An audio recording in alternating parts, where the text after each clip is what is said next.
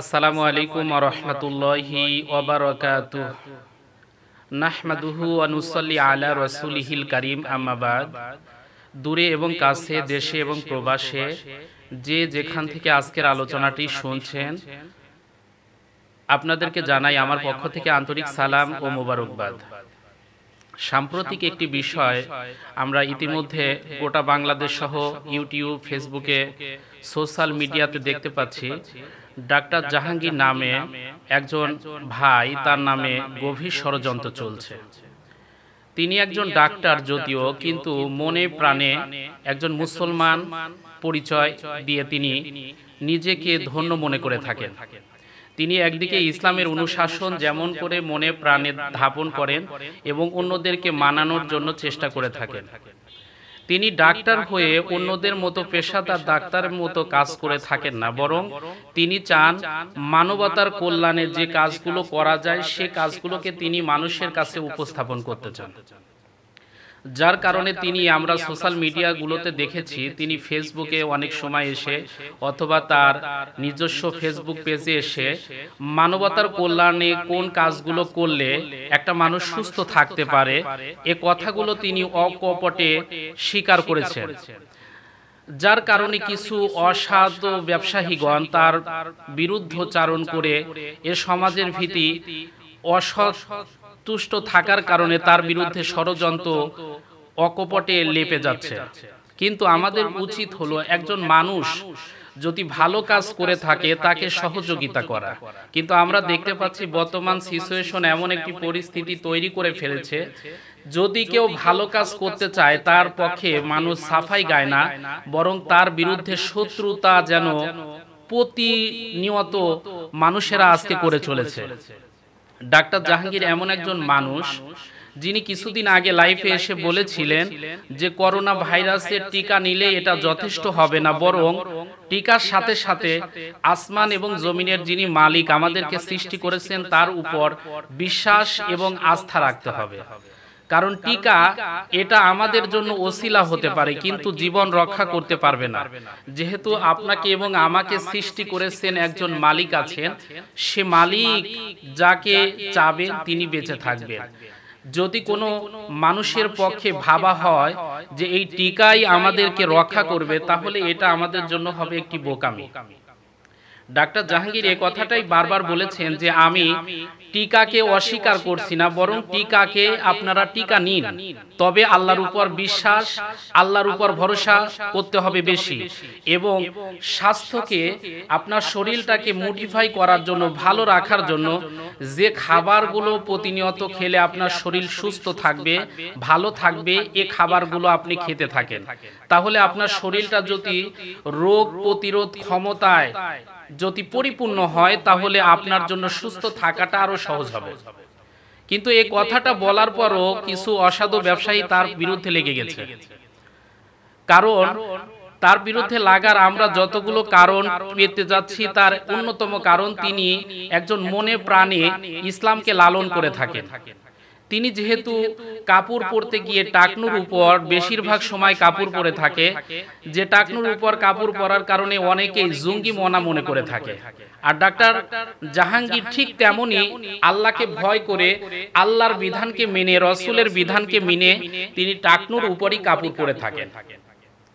তার কাছে যদি কোনো রোগী চিকিৎসার জন্য যায়, তারা যদি গরিব হয়, দুঃখী হয়, মেহনতি মানুষ হয়, তাকে পারিশ্রমিক না দিলেও, টাকা না দিলেও, ভিজিট ছাড়া অনেক সময় তিনি রোগীকে দেখে দেন।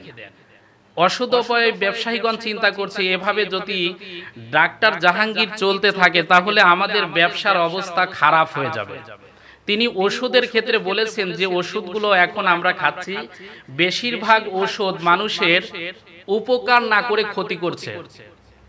সাম্প্রতিক সময় আমরা একটা নিউজ দেখতে পেলাম যে নাপা এবং এইচ প্লাস ওষুধ বেশি খাওয়ার কারণে অনেকের শরীরের ভিতরে, যে আমাদের শরীরে কিডনি আছে, লিভার আছে, এটা ড্যামেজ হয়ে যাচ্ছে।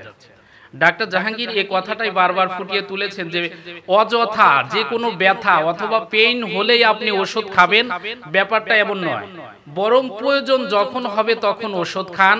রোগ প্রতিরোধ করার চেষ্টা করুন। রোগ প্রতিরোধ যদি করতে পারেন তাহলে আপনার জন্য ভালো হবে।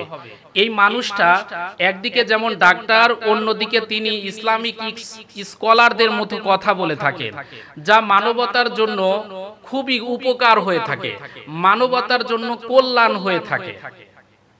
এই জন্য কিছু ব্যবসায়ী তার বিরুদ্ধে লেগে গেছে। কারণ আমরা দেখতে পাই ডাক্তারদের ভিতরে এমন কিছু ডাক্তার আছে যারা রোগী যখন তাদের কাছে যায়, যাওয়ার সাথে সাথে রোগীর কেমন আছে, রোগীর শরীরটা কেমন আছে এটা মডিফাই না করেই তারা অযথা 5 থেকে 10টা পরীক্ষা দিয়ে থাকে। তাদের অনেকেরই ধান্দা এমন আছে যে পরীক্ষা দিলেই এখান থেকে আমাদের একটি বেনিফিট চলে আসবে। এই জন্য তারা শুধু পরীক্ষার পর পরীক্ষা দিতে থাকে। এমনও হাসপাতাল ক্লিনিক আমরা দেখেছি যে হাসপাতাল ক্লিনিকে এমনও অবস্থা, যদি কোনো রোগী যায় তাহলে তাদের খুশির জোয়ারে বাঁধ ভাঙা যেন জোয়ার এসে যায়। এক্ষেত্রে যদি কোনো গর্ভবতী মা এসে যায় তাহলে স্বাভাবিকভাবে ওই সন্তানটাকে ডেলিভারি করা যেতেই পারে। ডাক্তারদের ভিতরে এমন অসৎ ডাক্তার এখন জন্ম নিয়েছে যারা স্বাভাবিক ডেলিভারি করানোর চেয়ে তারা চায় যে মাটাকে যেন যে কোনো উপায়ে সিজারের দিকে ধাবিত করানো। কারণ একটা নারীকে যদি স্বাভাবিকভাবে ডেলিভারি করানো যায় তাহলে 3 থেকে 4 হাজার টাকা বেশি হলে পাবে, আর যদি সেই নারীটা যদি সিজার করানো হয় কমপক্ষে ডাক্তার হিসেবে 20 থেকে 25 হাজার টাকা পাওয়া যাবে। এজন্য স্বাভাবিক ডেলিভারি না করে তারা চায় যেন সিজার করানো হয়। কিন্তু ডাক্তার জাহাঙ্গীর যে তথ্যগুলো দিয়েছেন, এই তথ্যগুলো যদি একজন মানুষ সহজে মেনে নেয় তাহলে তার জন্য রোগ প্রতিরোধ ক্ষমতা অনেক বেড়ে যাবে, অসৎ ব্যবসায়ীদের মুখ চাপা পড়ে যাবে, যারা রোগ প্রতিরোধ করতে পারে তাদের রোগ ব্যাধি থাকবে না। এমনকি যারা এ সমাজের উপরে ঔষধের একটা বিজনেস করে আমাদের সমাজকে ধোঁকা দিয়ে বোকা বানাচ্ছে, তাদের অবস্থাও থাকবে না। আল্লাহ পাক রব্বুল আলামিন পবিত্র কোরআনে কারিমার ভিতরে ১৫০০ বছর পূর্বে বলেন, ওয়ানুনাজ্জিলু মিনাল কুরআনি মা হুয়া শিফাউ ওয়া রাহমাতুল লিল মুমিনিন ওয়া লা ইয়াজিদুজ জালিমিনা ইল্লা খাসারা।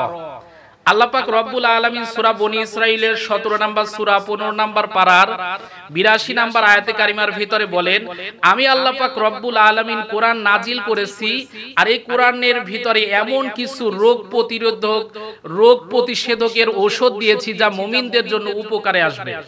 আর যারা জালেম তাদের জন্য এই কোরআন কোনো উপকার দিবে না, বরং তাদের ক্ষতিই হবে। আজকে যারা কোরআনের হক কথাগুলো ময়দানে বলে তারা যেমন বিপদে, ঠিক ডাক্তার জাহাঙ্গীর আজকে অসৎ ডাক্তারদের গোমর ফাঁস করে দেওয়ার কারণে জাতি আজকে দেখতে পাচ্ছে মনে হচ্ছে ডাক্তার জাহাঙ্গীরও আজকে সেই ফাঁদে পড়ে যেতে চলেছে। এজন্য আমাদের উচিত হবে যারা সৎ কাজ করে, সৎ পথে মানুষকে ডাকে, আমরা যেন প্রতিনিয়ত তাদের পক্ষে থাকতে পারি, তাদের পক্ষে থেকে কথা বলতে পারি। হয়তোবা এই পৃথিবীর জমিনে থাকাকালীন সময়ে আমাদের কষ্ট হতে পারে, দুঃখ আসতে পারে, বিপদ আসতে পারে, কিন্তু এই দুঃখ কষ্টকে যদি আমরা জয় করতে পারি আল্লাহ পাক রব্বুল আলামিন তাহলে আমাদের জন্য অবশ্যই বিজয় দান করবেন। এজন্য আমাদের মুমিন হিসেবে বিজয় পাওয়ার জন্য আল্লাহ পাক রব্বুল আলামিন যে সৎ কাজের আদেশ দিয়েছেন, অসৎ কাজের নিষেধ করেছেন, আল্লাহ পাক রব্বুল আলামিন সৎ বান্দাদের পক্ষে থেকে ভালো ভালো কাজ করে ইহকাল এবং পরকালের সকল প্রকার খয়রিয়াত হাসিল করার তৌফিক দান করুন। ওয়া আখিরি দাওয়ানা আনিল হামদুলিল্লাহি রাব্বিল আলামিন। আসসালামু আলাইকুম ওয়া রাহমাতুল্লাহ।